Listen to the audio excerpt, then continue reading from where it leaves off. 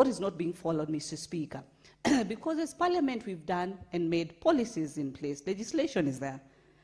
But in terms of institutions adhering to what has been put in place, Mr. Speaker, is where the gap is.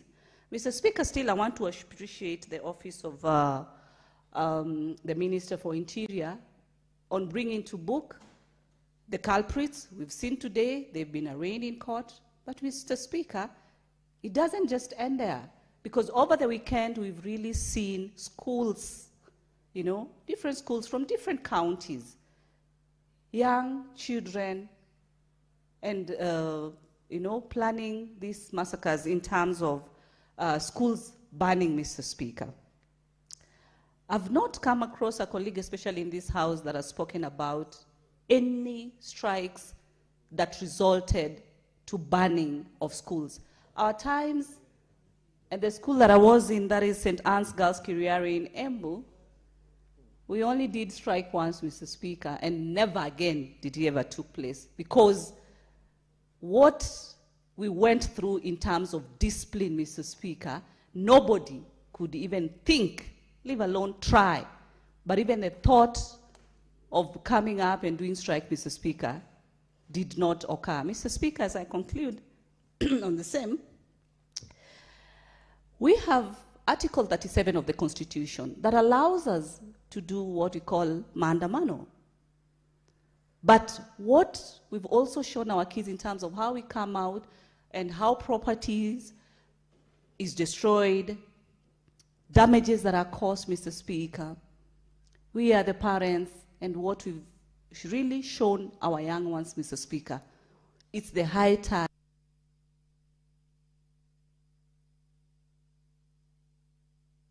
But you can be showing the senators that time is lapsing by show of the lights.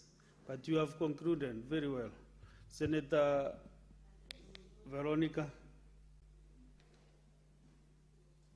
Honorable Speaker, thank you for the opportunity to give a comment on the two statements that were given by Senator Hamida, one of them being regarding Rachel Wandeto.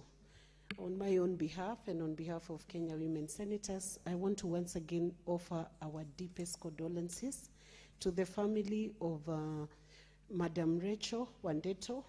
It left us completely shattered and grieved because of the manner in which Rachel was brutally attacked on 15th May 2026.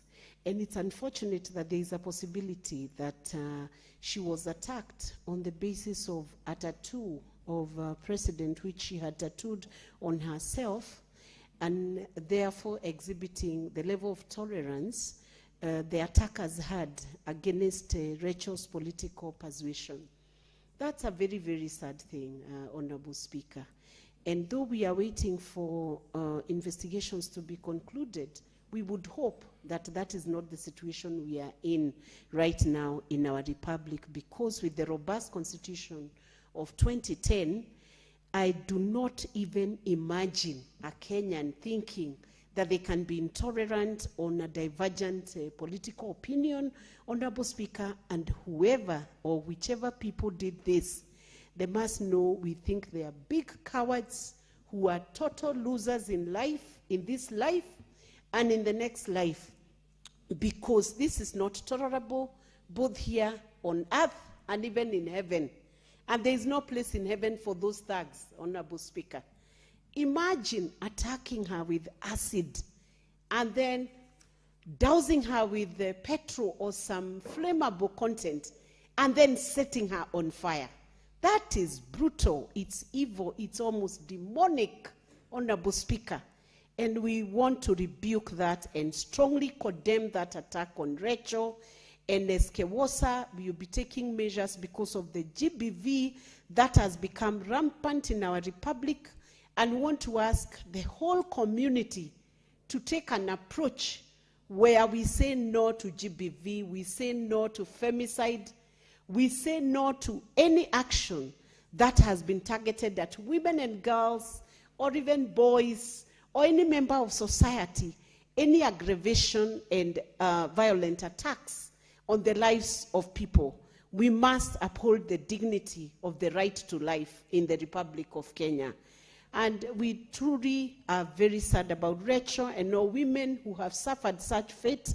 There was another acid attack, and we want to say in this house, we'll also be seeking for regulations on how such flammable contents are regulated, so that even if it means keeping a schedule of who is buying petrol in jerrycans, Honorable Speaker, they might need to report to police stations what they are doing with that petrol, Honorable Speaker, because we have seen there are people who cannot even be trusted with 1 liter of petrol in this republic or any flammable content.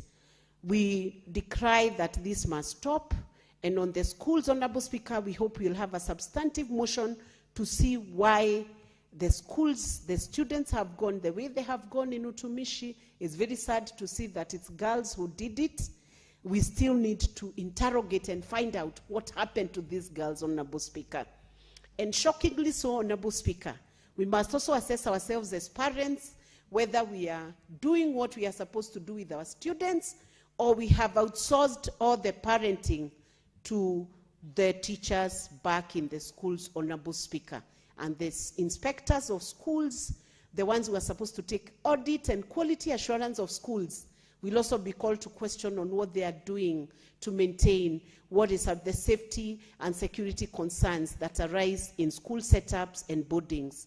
We will need to rethink whether in this republic we need boarding schools, or it's time to say we review how we manage students in Republic of Kenya. Thank you, Honorable Speaker, for the moment. Very well. Senator Christo Asiki.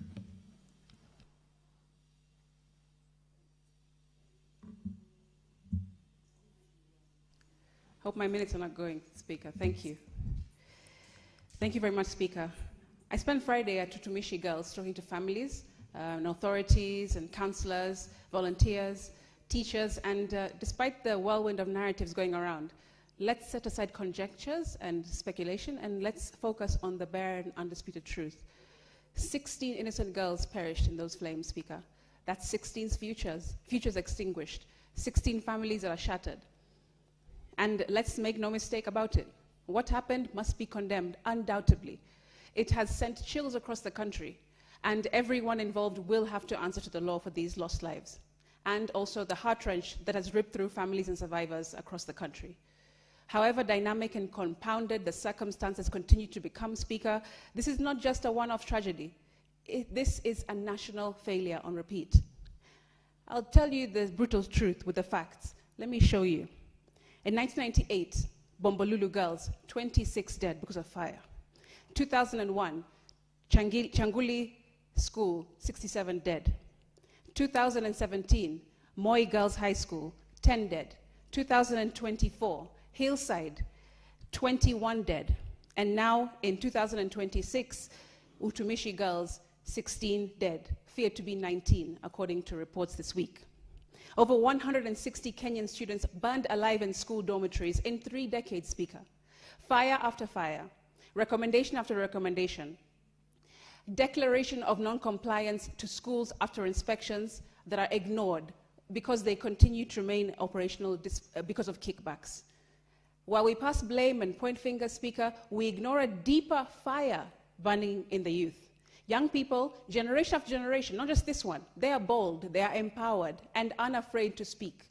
They voice discomfort, Speaker, over harsh discipline, over academic pressures, poor living conditions, peer pressure, and unaddressed student body frustrations over the decades. Yet our ministries are silent on deliberate mental health strategies, overworked and underpaid teachers, absent resident counselors, and disconnected parents.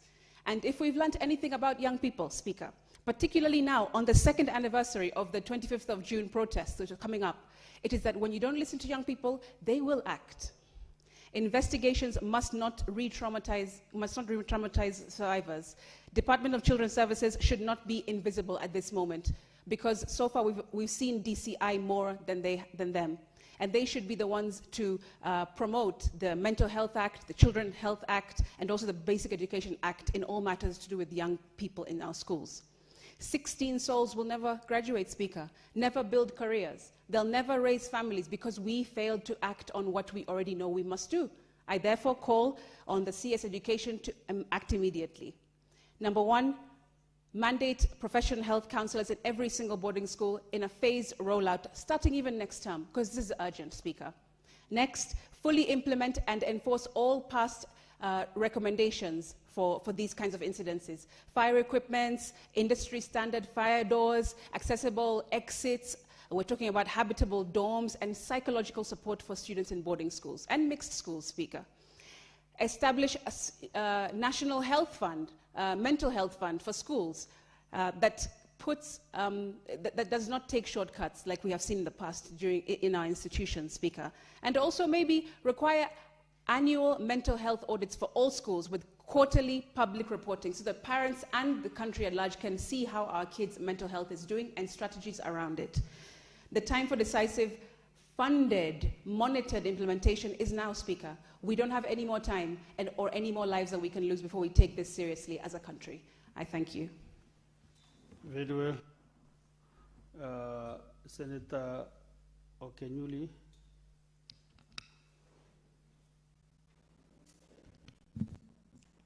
Thank you, Mr. Speaker.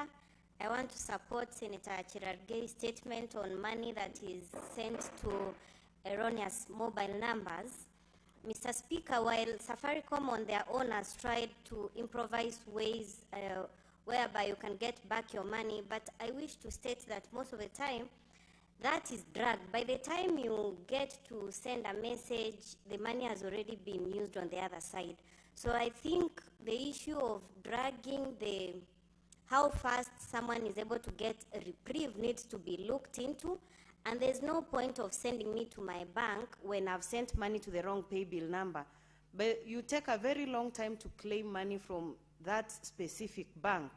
So I think there has to be internal ways in which these banks can